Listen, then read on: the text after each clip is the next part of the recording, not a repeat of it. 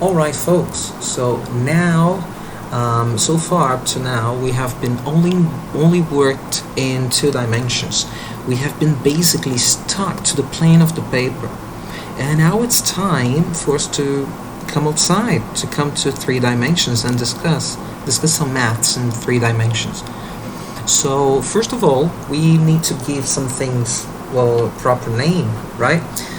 Because now we'll have some features which are different from when we were working on 2 dimensions. So first of all, we're gonna call those shapes, right, solids.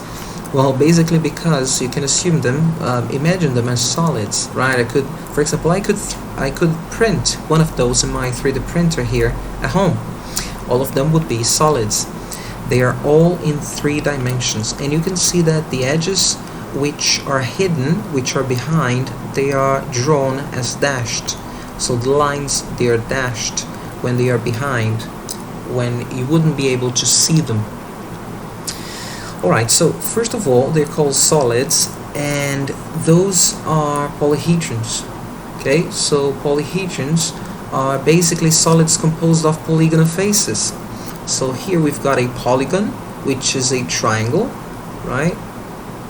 So here we would have a triangle. Now here, that's a pentagon. We've got 5 sides, so 5 sides. Here 4 sides, not regular, right? It's not a cube, for example. This one is a cube. Now what about this one? Well, it's a circular shape, and this one is hexagonal. So for example, would this one be considered a polyhedron? Well, let's see.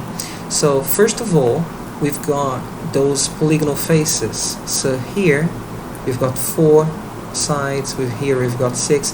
Here we could say that we've got infinite sides, because if we could zoom in enough, it would eventually, anything that we get in reality would be a multi-dimensional polygon. It would be a polygon with many sides. In fact, if you do any computer programming, if you do anything on Photoshop, if you ever zoom in into anything which is not vectorized, any image which is not vectorized, you will come to a point where your circle will be drawn as some kind of shape with a lot of sides. Anyway, so if we move forward, so we've got here faces, right? Each of those sides, so if you had the solid, each of those faces that you could touch is called a face, right? Also we have edges, which are those lines which are here on the boundary of those faces, and where those lines meet we have edges, right? So let me just add another layer.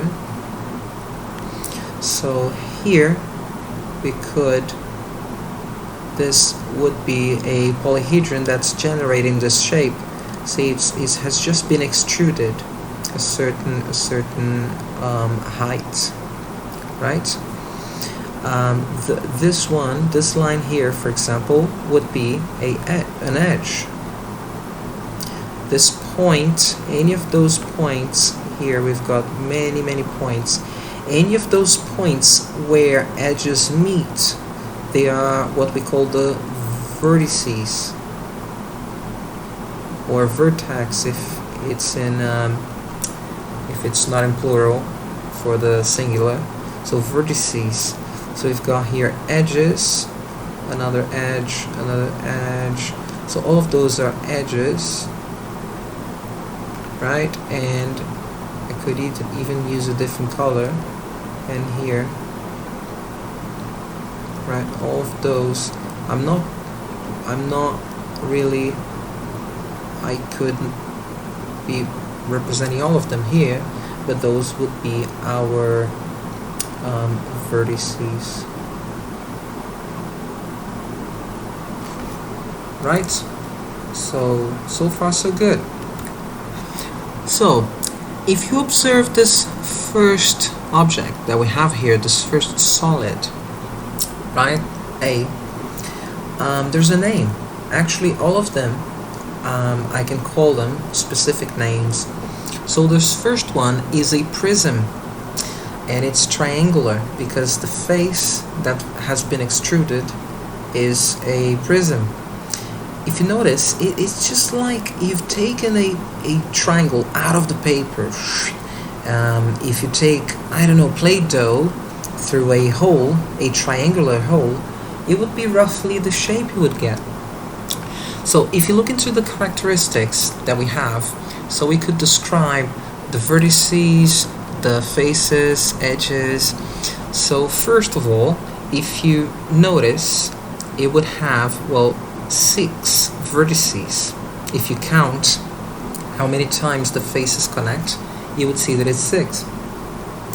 And also, if you count the edges, how many times you've got lines which are here connecting those vertices, you see that you've got 9 edges. You've got 2 rectangular faces, triangular faces, which are here on the opposite sides, and 3 rectangular faces, which are here on the sides, right? If you consider this to be up and this one to be down, you've got 3 shapes here on the sides. So there you go. Those would be the characteristics of a triangular prism. If we were, let's say, discussing about this, that's 5 sides, isn't it? So pentagonal prism, right? How many vertices would we have? How many edges? And how many shapes? You can pause the video and try to work those for a minute, and let's discuss the answers. Well, it should be fairly simple to see that on each side we will have 5 vertices. So vertices would be 10. Also, we'll have 5 edges which are connecting those 2 pentagonal shapes, and each pentagonal shape will have itself 5 edges. So we'll have overall 15 edges. Moreover, we'll have 2 pentagonal shapes which are on either side, and 5 rectangular shapes. So you can see a pattern here, right? And you should be able to work out some equations yourself. Practice for a minute.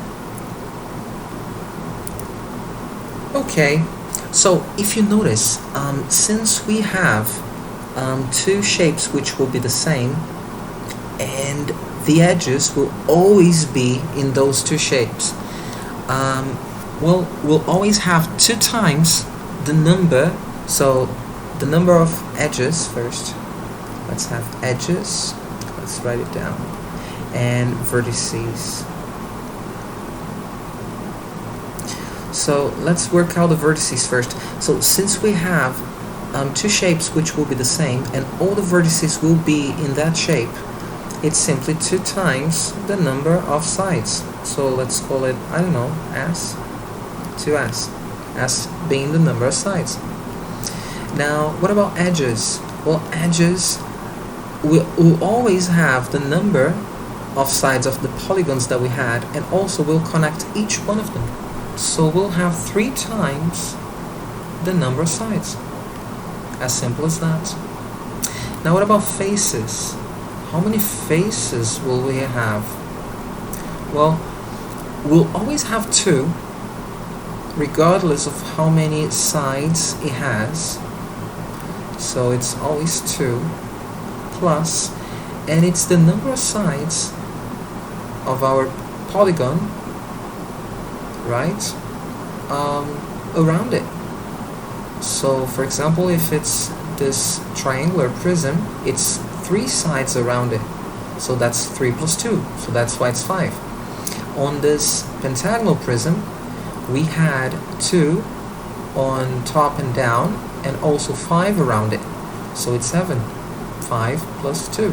So this is 2 plus the number of sides, 2 plus S. So we can easily find number of edges, vertices, and faces in any prism, polygonal prism. Alright, so what if now we had those shapes? So we actually have a name for those. Those are called pyramids. Fair enough, isn't it? So try and pause the video for a minute and try to design some equations, or at least try to design a table just like the one that we had before for prisms, with how many vertices, with how many sides, how many edges. So pause the video for a minute and calculate those. Alright, so in the first case here we have a rectangular pyramid. Why? Well, because the sides of this pyramid will be a rectangle. Sorry, the base of this pyramid will be rectangular. It's as simple as that. So in the first case, that's a rectangular pyramid. In the second one, that's a circular pyramid. Third one, triangular, pentagonal, hexagonal, octagonal, and so forth. We could have more and more sides, and we would have different names, depending on how many sides. So if you notice, in our rectangular pyramid, we would have 5 vertices, and always in any pyramid, it's the number of sides plus 1. So in the rectangular pyramid, we've got 4 sides. So 4 plus 1, which is the one at the top. Also, we have 8 edges, right?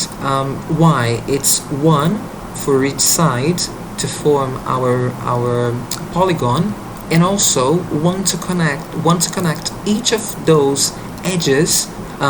Each of those vertices to the top vertex. So, for example, in the first pyramid here. This first one, take a look. We've got one vertex here, another vertex here, another vertex, and one on top. That's 5. So that's 1 for each edge of our polygon and 1 for the top one. Same thing here on C, 1, 2, 3, and 1 on top. Here, same thing. We've got 5 sides, but it doesn't matter. So 1, 2, 3, 4. 4 and 5 and 1 at the top. So the number of vertices, it changes now. So the number of vertices will be number of sides plus 1. Simple. Now what about edges? So edges, when we have 4 sides, we had 8 edges, because we needed not only to form our polygon but also to connect each of those vertices to this top vertex. Same thing here, 3 and then 1, 2, 3. Same thing here, 5 and then 1, 2, 3, 4, 5. So regardless of how many sides, we'll always have the same amount of edges to connect to the top vertex. So that's 2 times the number of sides. Now what about faces? Well, faces is also simple, because since I'm always going to have each of those edges connecting to the top vertex here, right? I will always have the number of sides around it equal to the number of sides in the polygon plus 1, which is the one to cover it. So it's always S, which is the number of sides, plus 1, right? Because I'll need 1 face here and then plus 1 for the number of sides. Here, for example, I had 3 plus 1. Here, 5 plus 1. So 6. Here, 6 plus 1, 7. And there you go.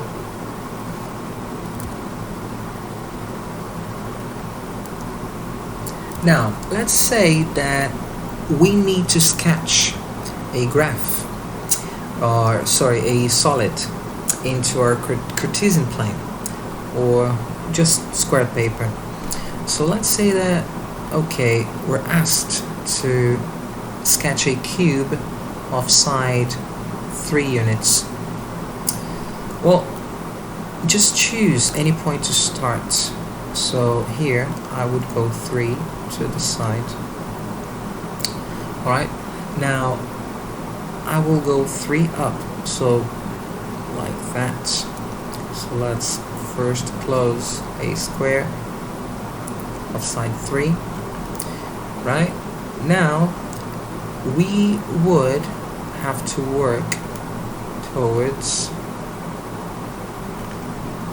our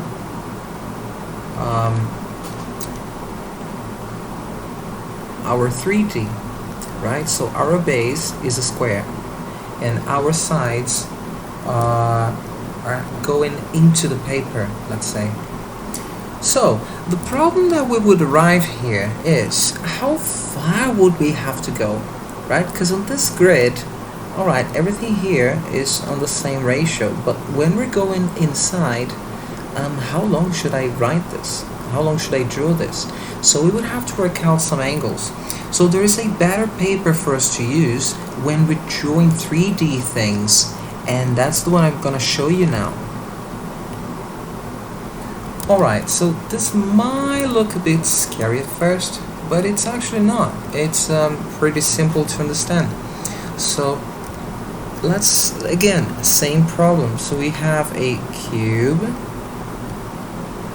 Alright, so cube. Why cube? Well, it's very simple, right? All sides are the same, and our side is 3 centimeters. The length of our side is 3 centimeters. So we choose anywhere here where those lines are meeting, and well, since it's side 3, I'll make a ratio 1:1. I'll try, because it's pretty hard to draw with this thing. Now 3 here as well, right? And let's just draw it downwards. So I have measured 3 here, 3 here, and since I'll draw a cube, I'm going to draw the top of it first.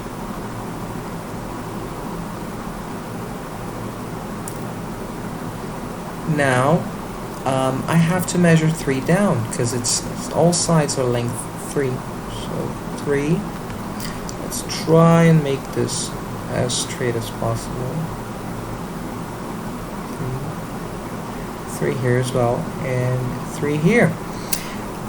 Something that we would have to try and do, I'm not sure if I'll be able to do it here, is dashing those lines which would be behind. I'm trying to dash them. Alright, so those lines which are behind, they should be dashed. And there you go, a cube with side 3. So this different graphing paper looks scary at first, but it's actually the best tool that you have to draw 3D shapes. Okay, so let's solve a few problems. So let's say that we have this cuboid. So a cuboid is another shape. It's, well, basically a prism, but it's not regular. So it's a rectangular prism. So basically, okay, so the dimensions are 4, 5, and 6 centimeters, as we can see here in on the drawing on the right. So the length, find the length of the diagonal DF. So it's the diagonal which is going across the inside of this shape of the solid, and the size of the angle BDF. So you can already notice that we'll have to deal with some of the previous knowledge that we have dealt with before.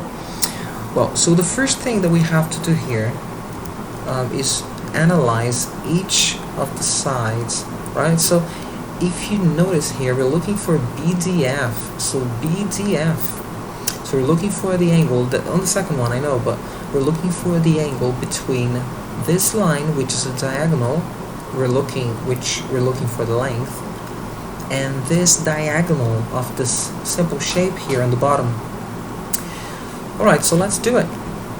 So first thing would be to make a drawing of the triangle that we're looking for. So we're looking for this triangle here, which is DF. We're looking for this diagonal, and we could draw this triangle.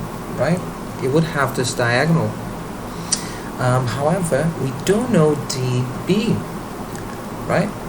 So we'll have to draw another triangle, which is this one down below.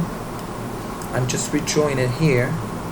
So DBC, I'm looking at from top view. So this side is 4, this side is 5, this side I don't know. So we can find this side, which is the same as this one. See, it's this hypotenuse to this triangle here, but it's just one of the sides to this triangle that we have at the end, and this is the angle which we're looking for. So we know FB, don't we? We know that this is 6. So if we find the side, we can find the angle, right? And we also want to know this. I call this H, since this is the hypotenuse and it's the diagonal. Alright, so first thing that we do here is finding x. So x, we can do x squared Pythagoras. 4 squared plus 5 squared. Right? So if we solve that, we would find 4 squared, that's 16, 5 squared, 25, so that would be 41. So x is root of 41. Right? Now if we do the same thing for this triangle here, we're working with h squared equals 6 squared plus x squared. So that's why I shouldn't even bother here. So this is 36 plus 41, because we know that x squared is 41. So this would be 77. That's h squared. So h would be around 8.77 centimeters in this case. This is up to 3 significant figures. Alright? Now we have found the side, and now we're looking for just this angle. So if we know that this is 8.77 and we know that this is 6, well, if you remember your SOHCAHTOA, oh my god, so technical problems, SOHCAHTOA. Alright, so we have this angle, we have the opposite side and the hypotenuse, so opposite side and hypotenuse. So that sin of the angle which we're looking for will be equal to opposite, which is 6 over h, which is 8.77. Right, so we have to do the arc sin, or the inverse sin operation. So inverse sin of 6 over 8.77, and that would be approximately 43.1 degrees.